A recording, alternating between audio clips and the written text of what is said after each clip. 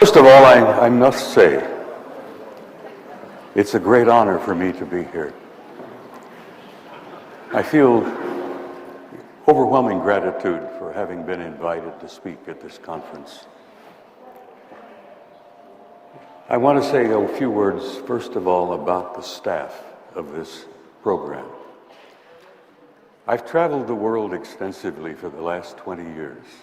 Actually, I've traveled the world extensively for the last 50 years. I've been at conferences here and there, Tokyo, Brazil, Iceland, everywhere. I have never encountered a professional staff to equal the one that I have run into here at this conference. The young men and women who have put this together are so outstanding. They're incredible people. They're not only brilliant, but they're warm, they're loving, they're caring and supportive. And I want you to give them a big hand.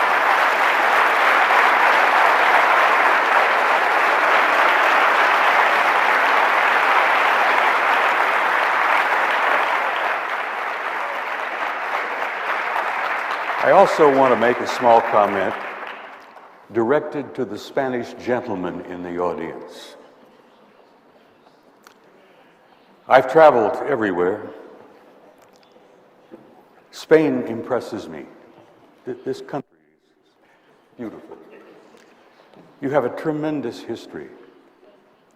My God, you have heroes, you have kings, you have saints.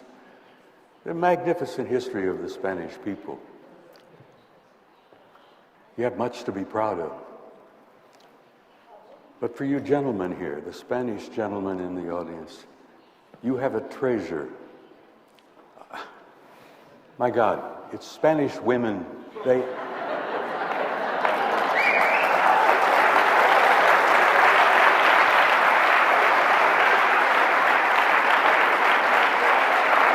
Some of the most beautiful people, most beautiful women I have ever encountered are right here in Spain.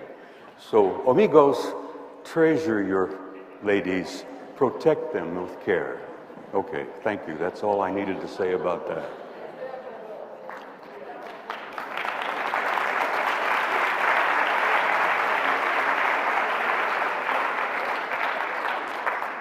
I am a bit of an anomaly, I think. I think of where I've been, what I've seen, what I've done, and sometimes I end up in a state of shock. I was on the telephone with my son just 2 or 3 weeks ago.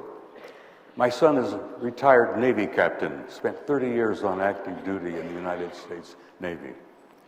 And I said to him, Eric, when I'm depressed and I'm sad and I'm worn down, I sometimes get the impression that I'm a walking example of the old Chinese curse. Now, I'm sure many of you are familiar with this. This old Chinese curse goes back thousands of years. And it says essentially, may you live in interesting times. And I think of myself sometimes as an example of that. I have served in 3 wars. I've had 3 professions, careers.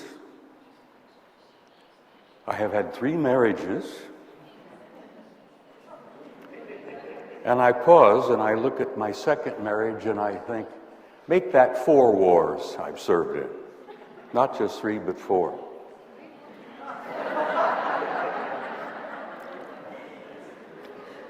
I think I have some... Computers ready? Okay, well, I'm not there just yet. I've got to give you a little history and I have to give you a little background because many of you people were not born when I began my journey. I was assigned to Supreme Headquarters Allied Powers in Europe in 1963. I was a young master sergeant and I was able to apply for and receive this choice assignment to go to Paris. At that time, SHAPE Headquarters, Supreme Headquarters Allied Powers in Europe, was located at a little town called Roquencourt outside of Paris. I arrived in the summer of 1963. I was immediately immediately assigned to a place we call SHOC, the Supreme Headquarters Operations Center. Now, when I arrived, I had a top secret clearance. You had to have a top secret clearance to get assigned to SHAPE. When I got there, my top secret clearance was upgraded to cosmic top secret. Was and still is the highest level of security classification in NATO. You had to have that to work in SHOC, the war room. I learned of a study that was underway. The study was titled An Assessment. It seems that on the 2nd of February, 1961, World War III almost began. It happened this way. Large numbers of circular metallic objects were flying from the Soviet sector, from the Warsaw Pact, over a divided Germany. They were flying toward the west. They were very high, they were in formation, and they were very obviously under intelligent control. The Soviets went on alert. The NATO forces went on alert. There we were in those years with our fingers on the triggers and our thumbs poised above the red buttons. And World War III, as I said, were just moments away. We learned that the Soviets thought those objects belonged to us, and for a time we thought those objects might belong to the Soviets. We were to learn later that they didn't belong to any of us. Those objects flew toward the west, over the Channel, over the southern coast of England. They turned north over the English Channel, and they disappeared off of NATO radar over the Norwegian Sea. It was over in 20 minutes. An air marshal by the name of Sir Thomas Pike, who was the Deputy Supreme Allied Commander in Europe at that time, said, "We can't have this. We cannot allow this. We've got to find out what the hell is going on here. Who are they? What the hell are they doing here? And why are they doing the things they're doing?" And so he initiated a study in 1961. I arrived in 63. The study was completed, published in the summer of 1964. And I'm working in the war room. I read it. I studied it. I couldn't put it down. I couldn't walk away from it. Every time I was on duty in SHOC, I would take it out of the vault and I would read it again and again and again. And my life has not been the same since. Now, when it was published in 64, it concluded, apparently there was not a threat to Allied forces in Europe. They determined that there were apparently 4 different civilizations coming, going, planet Earth. They determined that these civilizations had been coming and going here for hundreds, if not thousands of years. As I said, they determined that there apparently was no threat involved because the repeated demonstrations of incredibly advanced technology indicated to our military people in 64 that if they had been malevolent or hostile, it would have all been over a long time ago. They also concluded that there was a program underway. There was a plan taking place. Something was happening. Something was developing. They didn't know then in 64 what it was. I became so obsessed with what I read that I launched myself on the career that has led me here in front of you today. Ladies and gentlemen, my life has changed so completely over the years. The more I learned, as I said, I've been places I should not have been over the years. I've done things I should not have done. I've seen and learned things that, looking back, I wish to God maybe I had never seen or learned in the first place. If I could go back and look at what was ahead of me, I might not have even started that journey. Because that journey has been filled with heartbreak and pain, loss of love, ridicule, threats. I mean threats to my life. But I couldn't walk away. I couldn't leave it alone. I couldn't stand back from it, because the implications and the ramifications of what I had learned in '64 was such a beginning.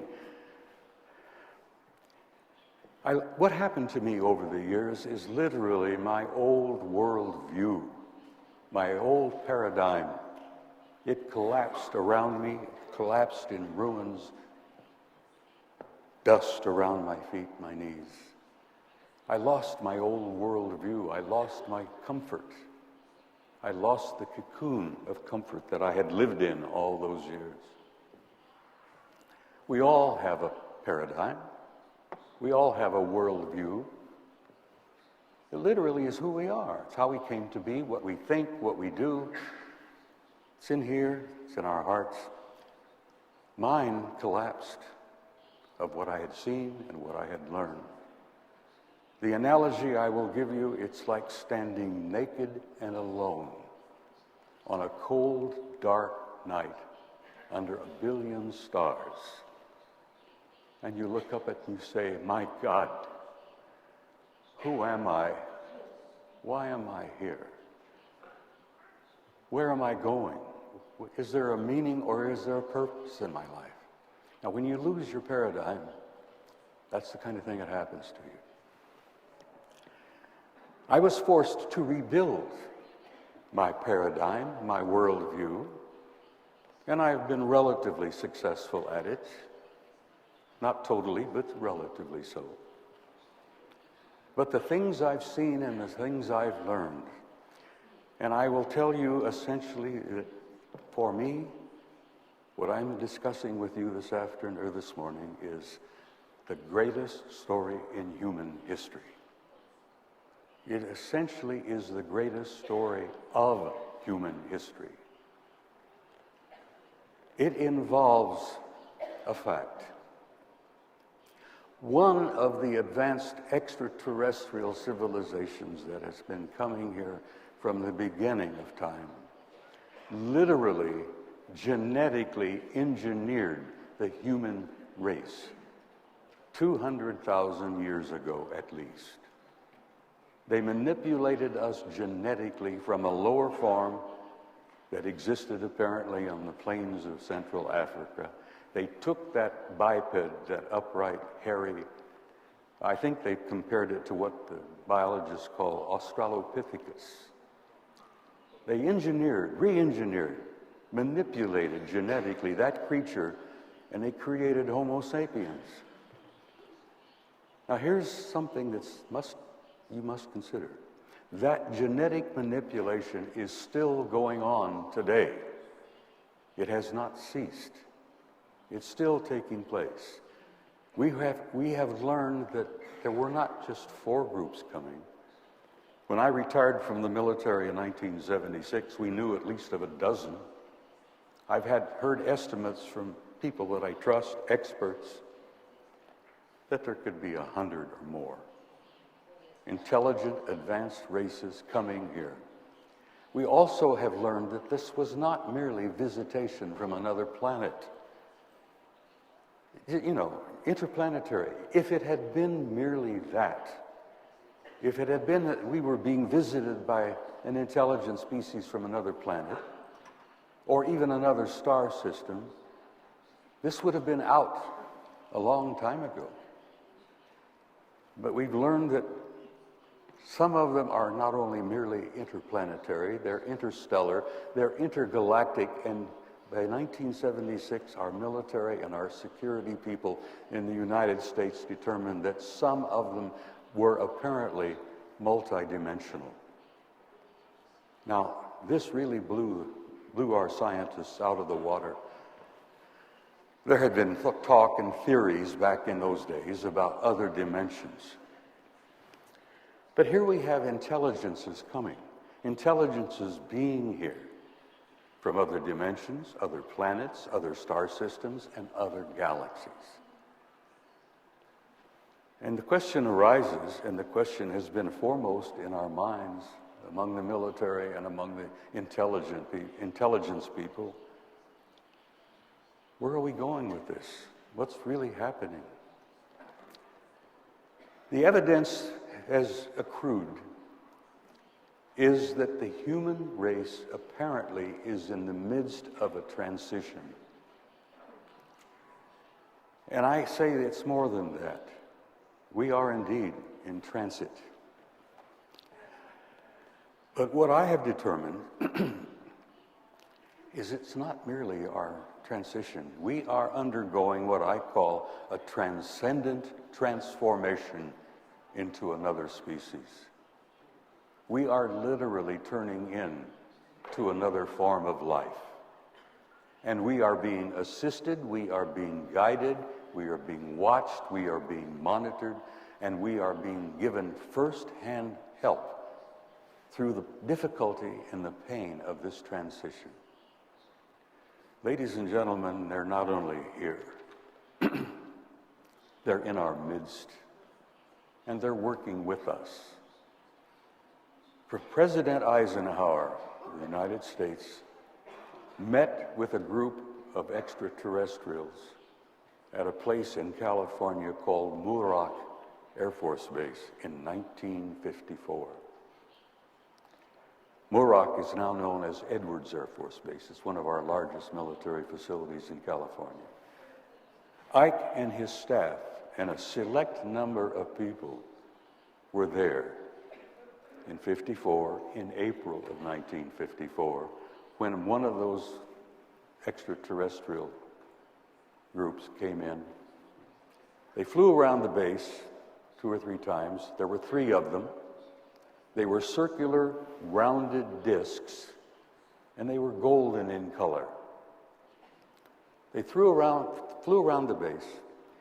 Over here on a hangar, Ike and his staff and a whole bunch of people were standing there waiting. These objects came over the runway. 2 of them hovered over the runway. They never landed. They just hovered. Good size, 40, 50 feet in diameter. The other one came around and landed right in front of the hangar where Eisenhower and the reception group were waiting. Now, in that reception group was an archbishop from Los Angeles by the name of McIntyre. And I share this with you because I think it's rather humorous because of what happened. The meeting lasted 2 days. When it was all over with, the extraterrestrials, and I will refer to them as Anunnaki, which is an ancient Sumerian term, meaning those who came down from above, those who from heaven to earth came.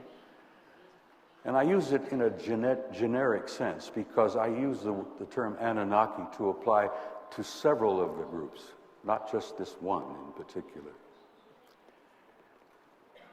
But they got back into their discs and they flew away. And that was the beginning. A couple of years later, another group comes and lands at Holloman Air Force Base. This second group was ones we refer to as the tall blondes. And they were from another place. And they sat and talked and got together. And they made an agreement to assist. So we've got an intimate relationship with 2 extraterrestrial intelligences that have technology that is so far beyond our own that we cannot even begin to imagine it. We have technology that they utilize that it's like magic to us. We literally are a primitive and a savage species here. We're just now beginning to stand up and look at the stars and make some plans for our future. We are just now beginning to realize that our warfare among ourselves, our tribal warfare, has got to come to a close. We've been told, literally, that we are not going to be allowed to go out into the stars until we get our act together here on the planet. We've got to stop warring against each other. This miserable, heartbreaking, bloody thing we've been going through for the last 100 years has got to stop. And they've made that point very clear, that we are not going to be allowed to come out there until we grow up and stop this adolescent tribal warfare foolishness. The planet Earth at the moment is under quarantine. They come and they go. They allow us to go to the moon. They allow us to go out in our little space station. They allow us to make these little tiny trips out there. We've put our satellites in there. We've even sent NASA programs off to Mars. We've even sent NASA ships off to Saturn. So we're making baby steps, little tiny baby steps, but we're not making any big steps. If those of you who's been following the news will know that NASA has decided that we're not going back to the moon. You know what the excuse is? We can't afford it. Poppycock. Balderdash. Nonsense. Of course we can afford it.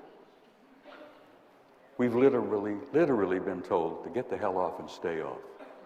You're not going to be allowed to come back until you stop this nonsense and this foolishness. Do you know that our Air Force put nuclear weapons in orbit 20 years ago? And they said, no, you can't do that. So that's why we're not going back to the moon, fellas, because we have been told we cannot come back.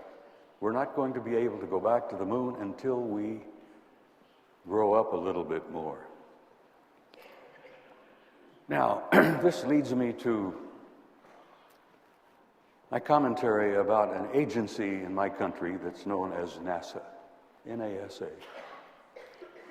I have a good friend, Richard Hoagland, who says that NASA stands for Never a Straight Answer.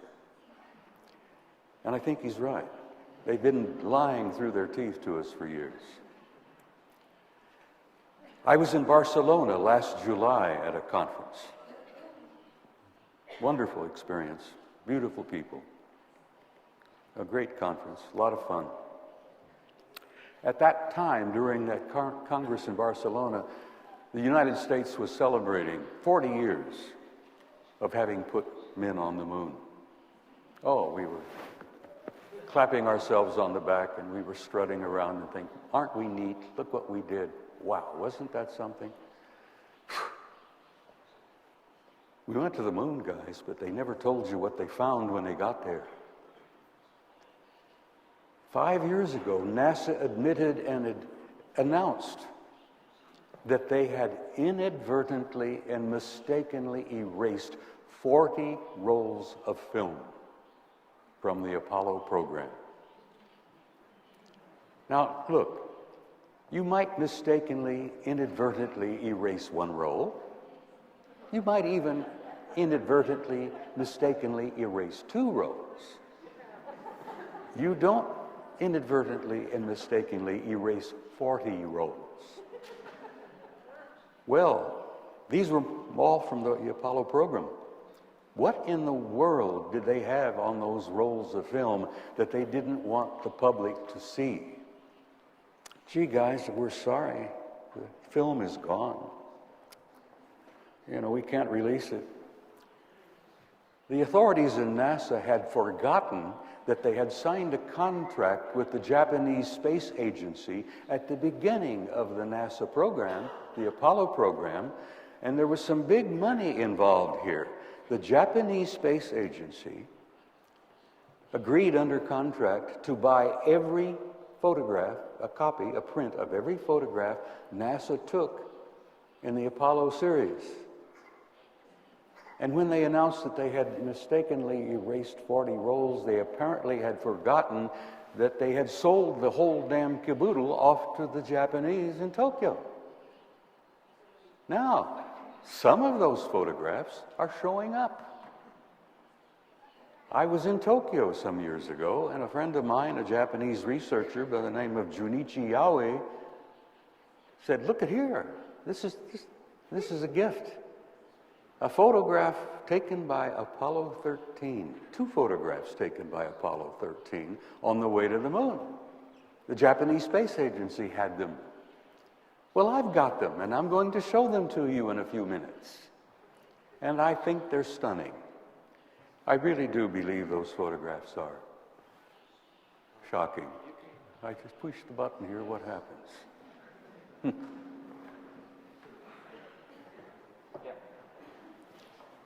Oh, well, that's not the first one. Okay, let's go. Okay, all right. There's good. I like to throw those pictures out, guys, because they set the stage for me. You know, they literally. I find those pictures inspiring because that's where we've all come from, and that's where we are all going again in time. The latest estimate we've had from our scientists is that there are over 100 billion stars in our galaxy. They've estimated that there are 100 billion galaxies in our known universe. And it's evidently overwhelmingly clear that the universe is literally teeming with advanced, intelligent life. And those pictures, for me, are gorgeous and beautiful. I catch my breath. I have a feeling of homesickness when I look at that, because I really know that I've been there, and I'm going back. We're all going back. We've all been there. Now, here we have an Apollo 11 photograph. This is the Apollo capsule. The picture was apparently taken from the lander, the Apollo lander, that was separated from the capsule, and it was getting ready to go down and land on the surface. And while they're separating the lander from the capsule, someone else flew by and expressed some interest in the goings-on there. This is a rather good-sized object. Not uncommon in its shape, but rather good size. Here's another one. NASA, Apollo 12, roll 50, -7346. And here's the moon. And here's another one of those chaps flying by, expressing interest. Here's another one. I like this one. Apollo 12, roll 51, -8553. Now, this is a good-sized object, and what I suspect was happening here is that the Apollo guys were in their little craft with their little cameras looking out of those little tiny windows, taking pictures of these guys. And I have the feeling that in that craft, there were guys in there with their cameras taking pictures of the Apollo guys. They show a great curiosity of what we're up to and what we're doing. Here's another picture in Landsberg again. And now this line is just a line that's been drawn there to denote the trajectory of this object. Here's a good-sized object that's flying by Apollo 14. And these guys are probably looking at Apollo 14 and saying, "What the hell are you guys up to?" Here's Landsberg. Looky there. What in the world is that? In the bottom of the crater of Landsberg. That's gigantic. That's several miles across. Old Carl Sagan used to say before he died, when you see symmetry, you see intelligence. Because nature generally is not that symmetrical. So if you see something that is symmetrical, you're looking at some form of intelligence. I look at that and it puzzles me because maybe it's my imagination, but it looks like the face of a skull. But it's not. It's just a gigantic artificial structure in the crater. But it does look like with 2 eyes, mouth, But then again, that's only my vivid imagination. Another object several miles across in the bottom of one of the craters on the moon. There's all kinds of activity going on up there. It's no wonder they want to say, you know, get the hell off and stay off. You guys can't come back till you grow up. Now here is a picture taken by Neil Armstrong. A cigar-shaped object flying past the capsule. Now, this is Apollo 11. They were up there before they landed, and there's all kinds of traffic taking place. These guys were really curious. Are they going to manage to pull it off? Are they going to make it? You know, it's like a bunch of children on a playground. They're going to fall down and scrape their knee. Well, they watch. They don't interfere normally. They only interfere from time to time, and they've interfered over the centuries. You know, you're familiar with the old Star Trek thing about the Prime Directive? Non-interference, poppycock. There is no such thing as the Prime Directive. These guys interfere when it suits them. They do interfere from time to time. Literally, they brought about the end of the Cold War by interfering. They literally brought about the end of the Soviet Union by interfering. And I hope we'll have time to touch upon that. Now, here we are. This is one of them from the Japanese Space Agency. There's some Japanese writing here at the bottom. This was Apollo 13. They're on the way to the moon.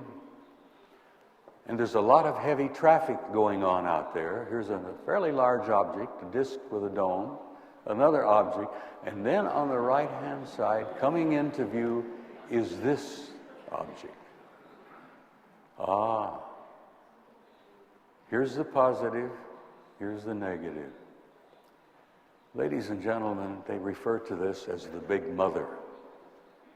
That Big Mother is 5 miles long. Now, during my son's career, he spent 12 years on aircraft carriers, and I had the opportunity to go on aboard a couple of the carriers that my son served on.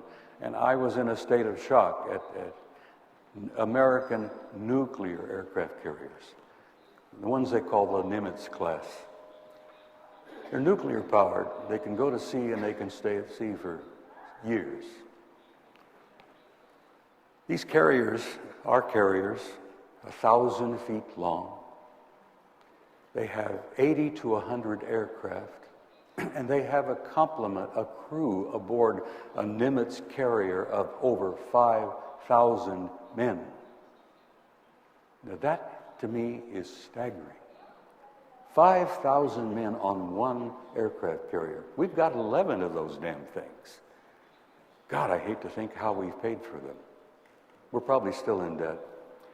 But I look at this Big Mother, and I think 5 miles long, what can you imagine could be going on up there?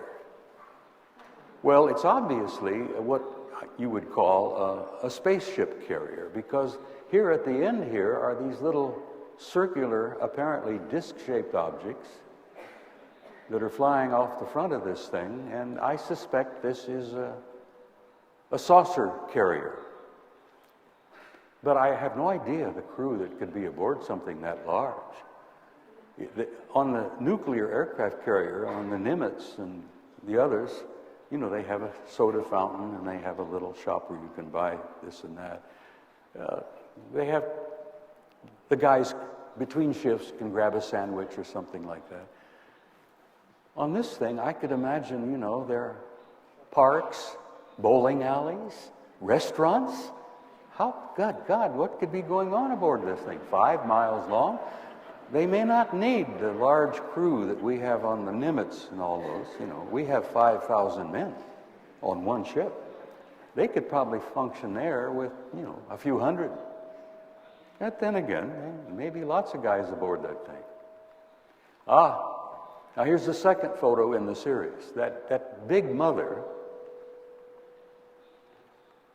which you see over here just coming into view, is now in the center of the frame here.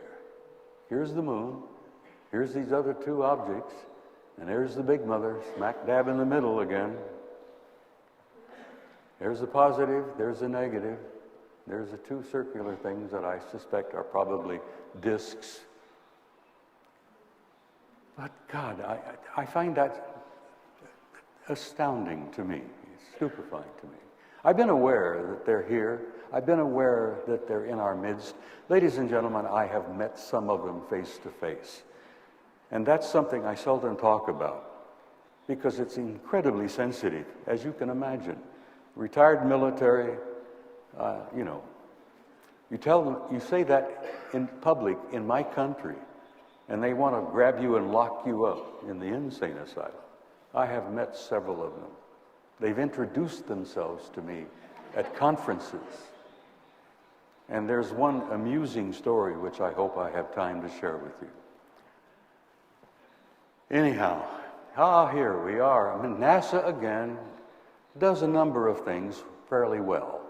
They build these little craft that they send out. And they go in here, they go there, they take pictures. This was a photograph taken by Mariner 9 a number of years ago of an installation on Mars. Now, this installation is on the equator on Mars. Mariner 9 took the picture. It's referred to amusingly by the guys in NASA. They never released this damn thing, but they refer to it as the airport. And I jokingly say that here's the admin building here, here's the parking lot, here's the main terminal, and over here are the chutes where the craft pull in and dock. Well, it's not an airport, it's obviously a spaceport. It's on the equator. The Martians are very smart people. Actually, they're Anunnaki up there. And they know that when you launched to space, if you launch from the equator, you get the benefit of the rotation of the planet. Helps throw you out there. We've learned that the hard way a few times. That's a picture of Chicago, one of our largest cities. It's taken at night, little aerial picture there.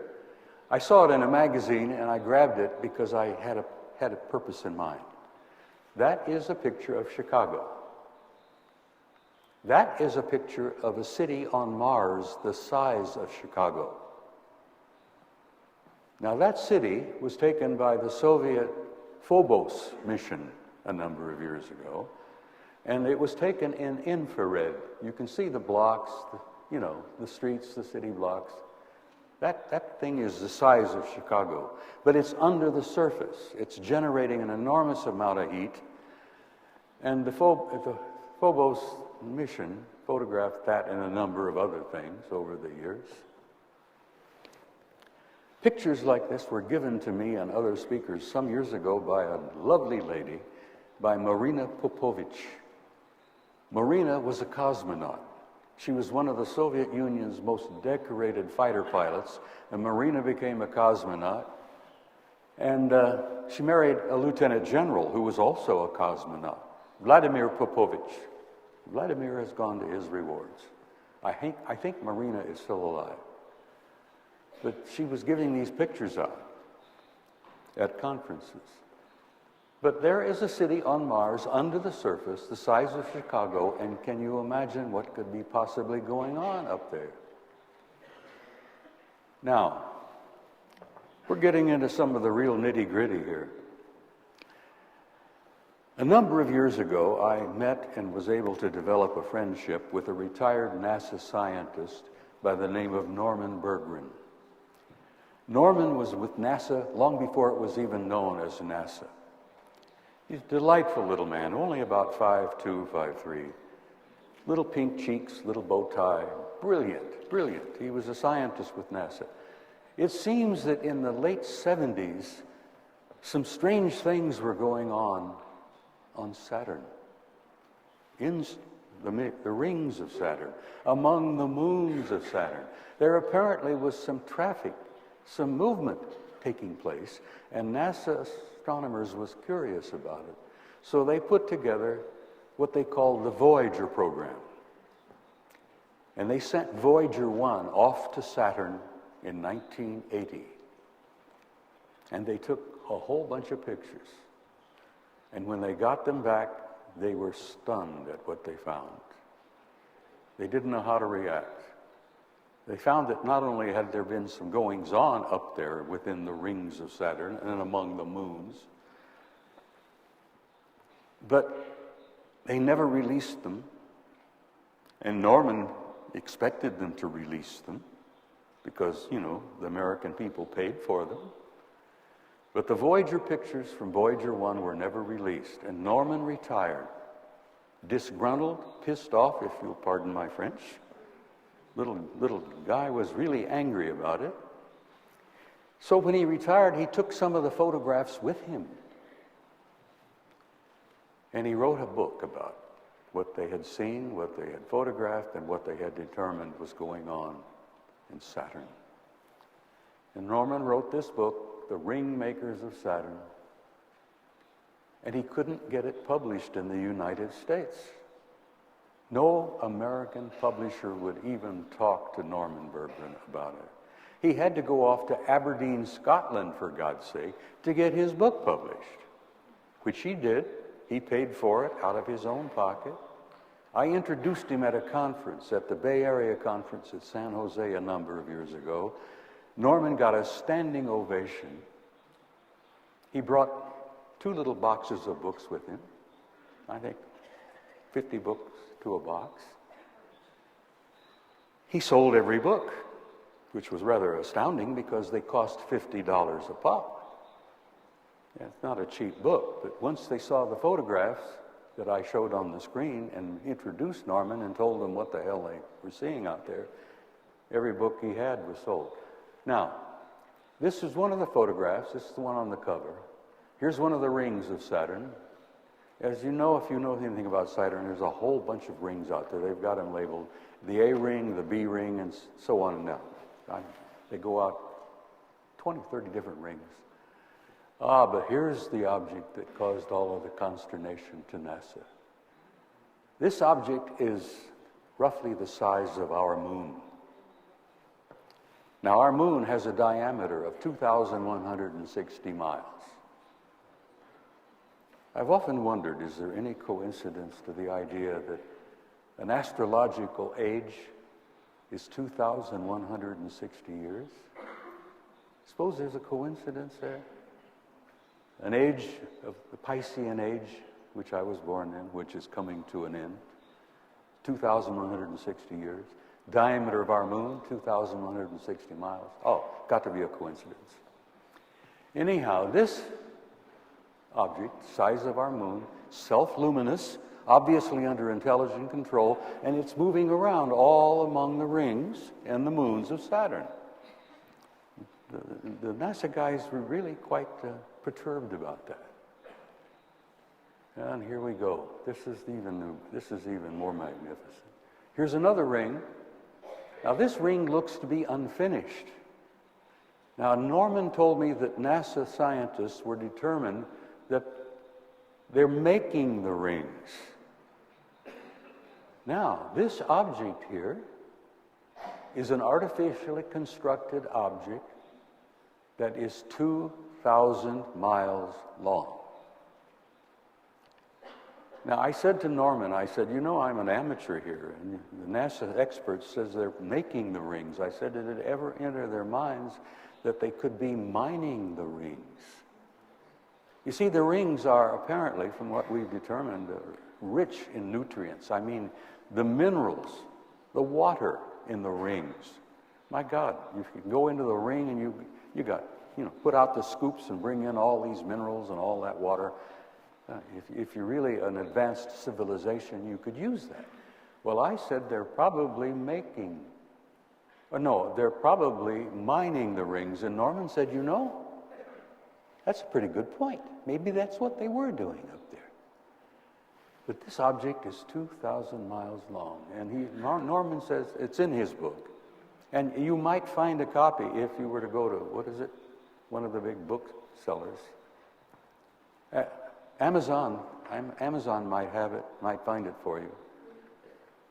I imagine it'll cost a little more now, but it's very rare. It's really a collector's item now.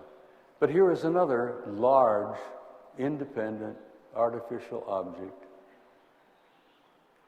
This appears to be a jet of some kind, form energy. Norman seems to think this might be a factory of some kind. The thing is 450 miles in diameter, 2,000 miles long. I think they're mining the damn ring. This ring is filled with riches.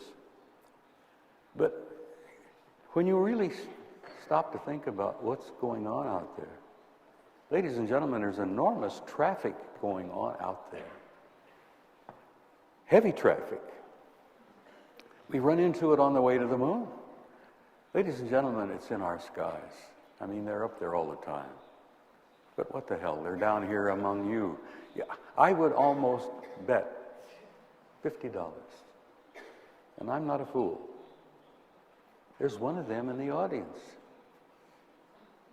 Now, don't start looking around at each other, looking suspicious.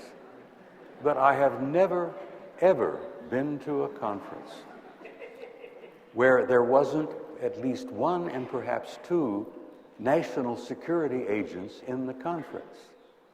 And then I met these two at Laughlin, Nevada 2 years ago, and they walked up and introduced themselves to me. You know what? They attend conferences like this, not to listen to speakers like me. They attend conferences like this to monitor how guys like you respond to speakers like me. They want to know your response. They watch you carefully. They want to know how you respond to some of the things you're hearing here at this conference. They went to Laughlin, Nevada. They've been at the conferences at the Bay Area Conference in San Jose. They're everywhere. I had one walk in and visit me in my office in Tucson, Arizona when I was with the Sheriff's Department some years ago. Walked in and spent 35 minutes chatting with me. Sat down, lovely young man, looked like he was about 40. Pleasant conversation. The two at Laughlin came up to me, congratulated me on a presentation, told me how much they appreciated hearing some of the things I had to say. I'm standing there at the coffee break looking at them, and I had a gut feeling. I have an intuitive sense, which I've learned to develop over the years. And I thought, oh, there's something here, something wrong, something's not quite right. We conversed about 15, 20 minutes, and they're very charming, a male and a female, and they look like a husband and wife. And after about 15 minutes, I looked at him and I said, I don't know why I said it, but I said, you guys aren't from here, are you? She got a big grin on her face. She really, big smile. She looked at me with that lovely smile and she said, no, we're not from here. And I felt embarrassed. I said, well, I didn't mean, from New York or Los Angeles or Seattle or wherever. No, I didn't mean that. She says, I know what you meant. You guys are really not from here. And she said, smilingly and sweetly, no, we're not from here. And I said, fools that I was or am, where the hell are you from? And she smiled. She smiled sweetly, and she says, if I were to tell you where we're from, you wouldn't understand. And she didn't say it in a critical way. She didn't say it in a sense to embarrass me. It was a straightforward remark. She says, if I were to tell you, you really wouldn't understand. And I got the gut feeling that they were from another dimension. Now, a year later, I'm speaking at the Bay Area Conference, and so help me, she comes across the room. Same lady, big smile on her face. He didn't seem to be there. I didn't see him at all. She came up to me with a big grin and she says, "They didn't believe you when you told them, did they?" And I said, "No, they didn't believe me when I told them." But I'm sharing this with you because I'm serious. I feel strongly that this is important. I feel strongly that we have got to expand our consciousness to understand that we are a tiny part of almost an infinite universe filled with life. And it's a glorious universe.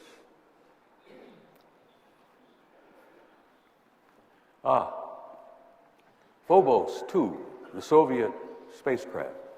While they're looking at Phobos and looking at Mars, this object comes up from the planet's surface and bumps Phobos 2, bumps it pretty hard and knocks it out of orbit. And, that's the end of the photo session. This thing came up from the surface. This is the surface of Mars down here. But here it is. It's one of the last pictures Phobos was able to get, the Phobos 2.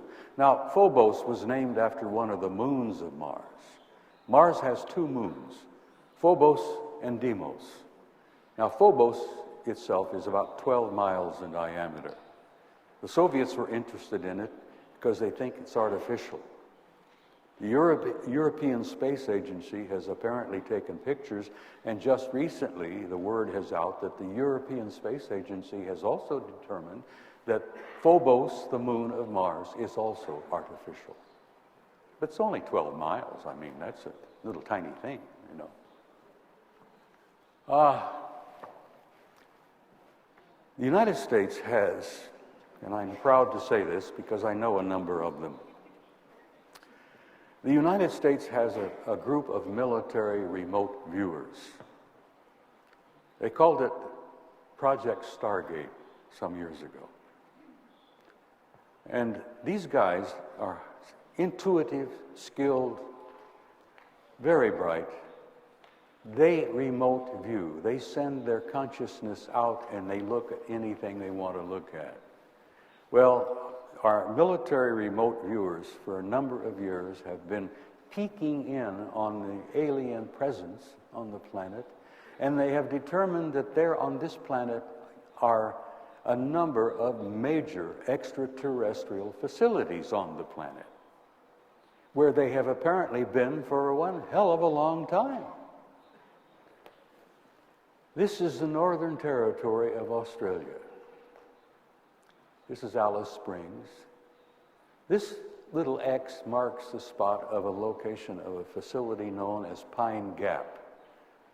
Pine Gap is one of the largest, probably the largest, national security agency facilities on planet Earth. The NSA is one of our most secretive agencies. Well, NSA has a facility at Pine Gap, and apparently right underneath the Pine Gap facility is a gigantic extraterrestrial facility.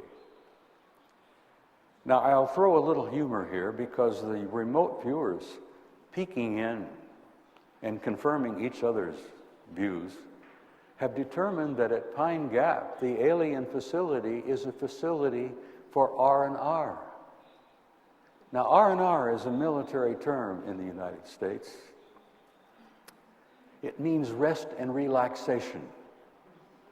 And if you're a combat soldier and you're in the middle of a war, from time to time they pull you off the line and they send you back to the rear, wherever, where you can, have a bath, a decent meal, a couple of beers, you can relax and unwind. That's known as R&R, rest and relaxation. Well, a remote viewer said, so help me God, they've determined that Pine Gap underneath is an alien R&R facility. And I've concluded, and this is not humor here. Listen, guys, if you're dealing with human beings, you need rest and relaxation sometimes.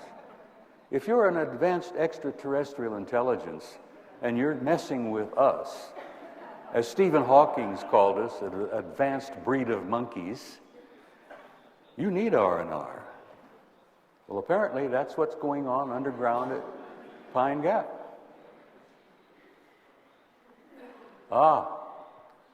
Underneath a mountain in southeastern Alaska is a mountain we call Mount Hayes. There's a gigantic alien facility underneath Mount Hayes in Alaska. Ingo Swann, one of our most talented remote viewers, one of our most talented psychics, was taken to Mount Hayes by a senior official from the Central Intelligence Agency a number of years ago. They didn't get inside the mountain, but Ingo said it scared the hell out of him because they've got this activity going on there and they're pretty careful about keeping it covered up. People, they have been here for thousands of years. Zechariah Sitchin, who I know many of you are familiar with, brilliant Hebrew scholar. Zechariah turned 90 this year. I admire him and respect him. Someone asked him one time, when were the Anunnaki coming back? And Zechariah says, what makes you think they ever left? They haven't. They're still here. They've been here all along. But here's Mount Hayes. Okay, let's go on. Now here's interesting, everybody knows about what the hell's going on in Zimbabwe. There's a nitwit nutcase by the name of Robert Mugabe. And if there's any Zimbabwean in the audience, I apologize. But Robert Mugabe he ought to be locked up in an insane asylum. Zimbabwe, underneath the ground at the edge of Zimbabwe here, is an alien facility, which apparently is one of the oldest. The Anunnaki go back in Africa at least 200,000 years. A brilliant researcher by the name of Tellinger has disclosed that they have now discovered in South Africa gold mines with tools still inside of them that date back over 200,000 years. And Lloyd Pye will be fascinated about that. You may know Tellinger. Anyhow, here we go. Now, good people, España. Mount Perdido in the Pyrenees is one of the major active extraterrestrial facilities on the planet. It's been there for several thousand years, right here in your own country. Now, I do not advise you to get your hiking boots and get your packs and go up and start going up Mount Perdido. I wouldn't advise that at all, because it's very clear, and it's happened repeatedly, that people who have gone up Mount Perdido, nosy, looking around, seeing what they can find, somehow seem to disappear. A lot of Spaniards have been lost on Mount Perdido. So don't, do your homework, do the study, look into it. It's fascinating. It's your country right up here. But I wouldn't advise you to trek up there anytime soon. Okay, now here is one of the more recent pictures from Saturn. Here are some of the rings. Here's another big mother. Now this was photographed by the Cassini spacecraft. And this was photographed within the last 5 years. You see, NASA is still interested in the rings of Saturn because of these big mothers out there. I haven't heard an estimate on the size of that one, but it's a pretty good size one. Here you see a shadow from it. It's moving around, it's obviously. The NASA calls them electromagnetic vehicles. And poor old Norman, he expected them to release it. They didn't. He did it himself at a considerable expense. But I think he sold every book he had. Here's another one. Look, these rings are beautiful. But here's another big mother. I would say that's probably a couple of thousand miles long. Now, we're looking, excuse me, I have to do this. I start talking about my favorite subject, I get a little dry. On top of that, I'm violating my national security oath. So whenever I do that, my mouth gets a little dry. Because I'm still suffering under the threat of 10 years in prison and a $100,000 fine. But here we are, a big mother in the rings of Saturn. Now, I almost feel emotional when I look at that picture. This is our mother. Our ancestors called her Gaia. She's a goddess, Gaia, goddess of life. I conclude, and many other people have concluded, that this beautiful lady is alive. She is a living creature. She has a heart. She has a respiratory system. She has a circulatory system. She's our blessed home, our mother. But let me tell you what they think of her. And I've gotten this from some of the highest authority. Take my word for it. I didn't come 5,000 miles to lie to you. She's looked upon by them out there as the ripest and the richest zoological garden in this quadrant of our galaxy. She is ripe and rich. And if you think I just told you guys you're living in a zoo, you are. This zoological garden is one of the richest and ripest in the galaxy. It appears that the flora and fauna on this beautiful lady is almost infinite. You guys are part of the fauna. You're in the zoo, fellows. Now, that leads to some smart remarks and some nasty comments and one thing or another. But I think that aside from the humor of it, aside from Stephen Hawking saying we're an advanced breed of monkeys, I don't find that I'm offended by the idea that I am a part of the fauna of this lovely zoo. Matter of fact, I find it rather amusing. I'm at that stage in my life, you know, from Shakespeare. He had his histories, he had the drama, he had the tragedies, and then he ended up with his comedies.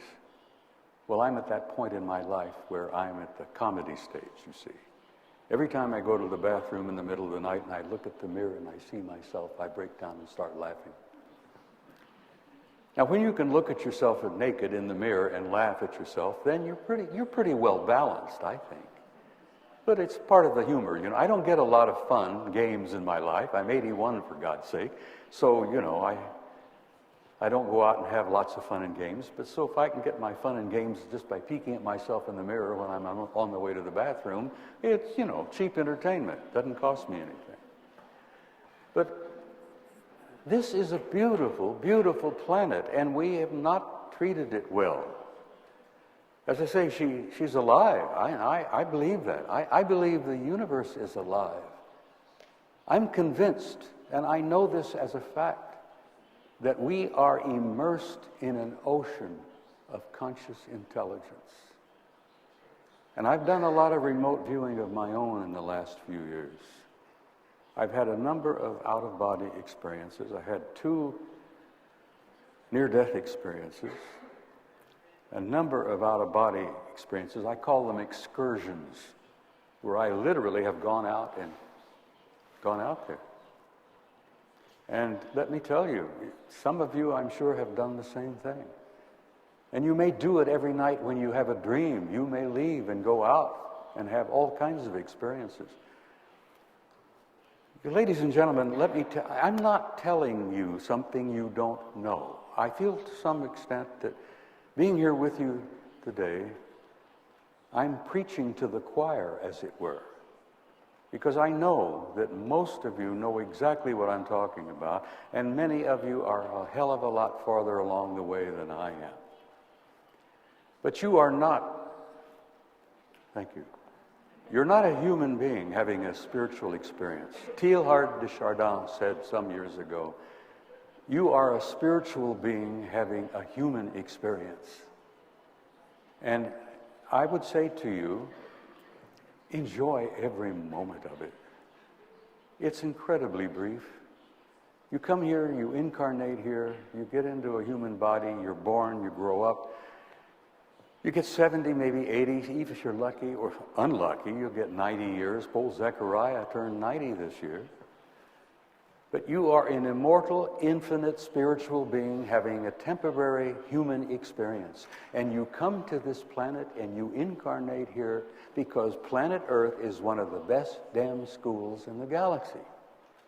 It's a rough school. It's a tough school.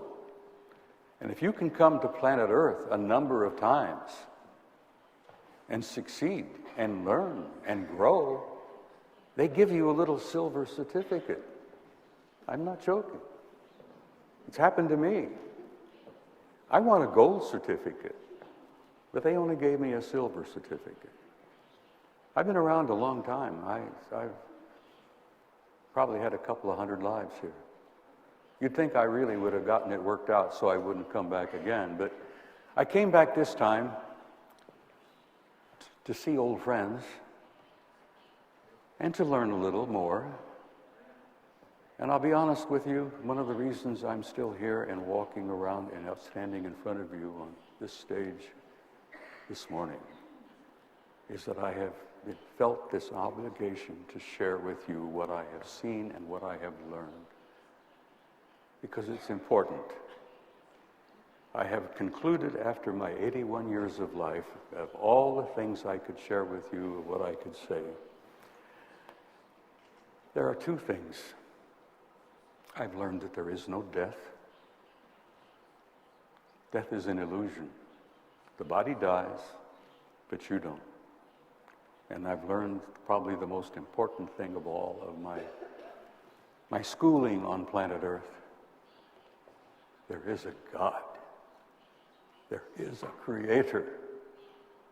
And it is loving and it is caring. And it has put to place a cosmic law called karma.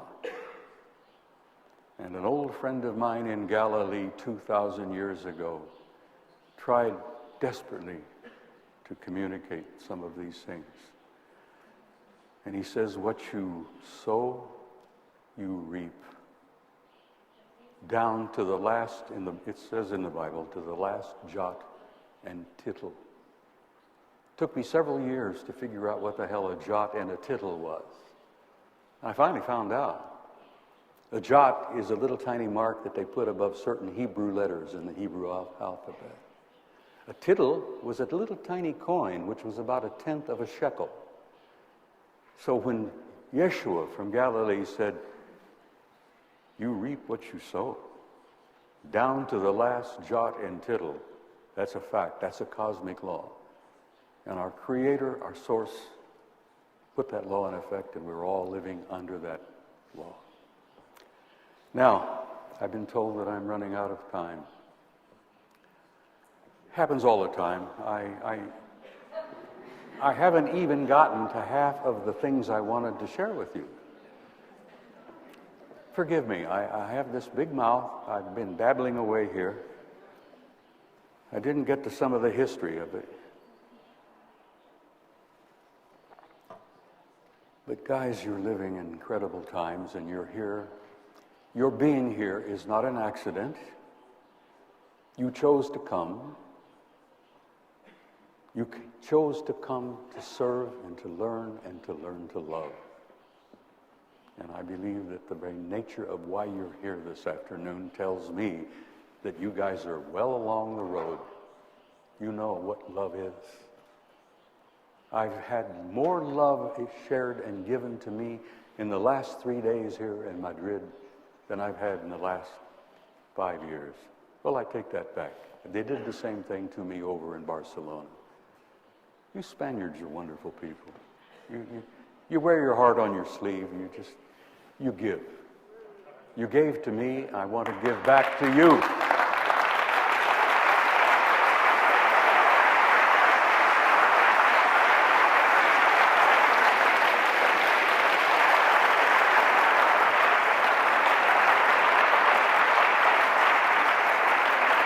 There's something I want to share with you before I leave.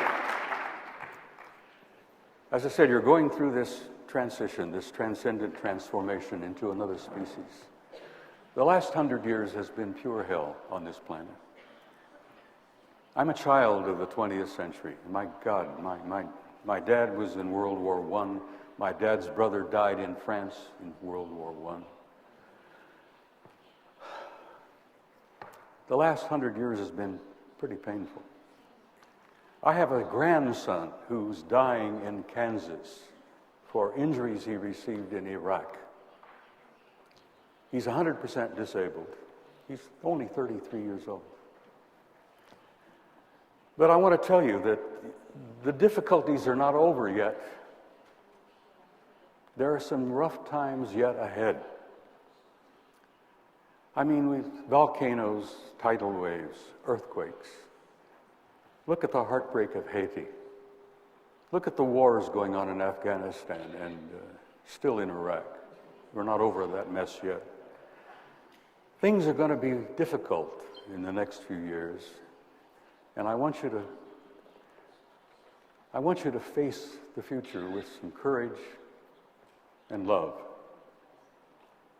And when it's getting difficult, and when it's dark, and it's night, and you're feeling alone sometimes, I want you to remember something. I want to leave a quote with you from one of my more favorite authors, Count Leo Tolstoy. He said, "There is something in the human spirit that will survive and will prevail.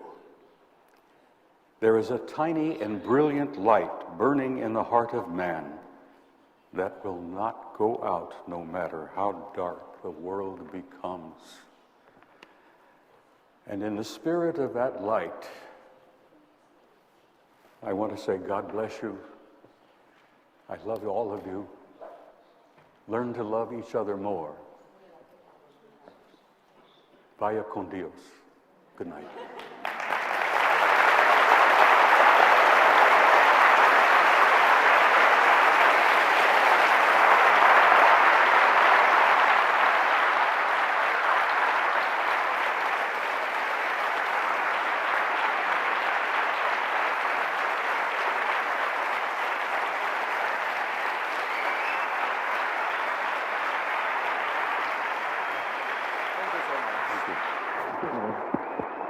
Thank you for everything.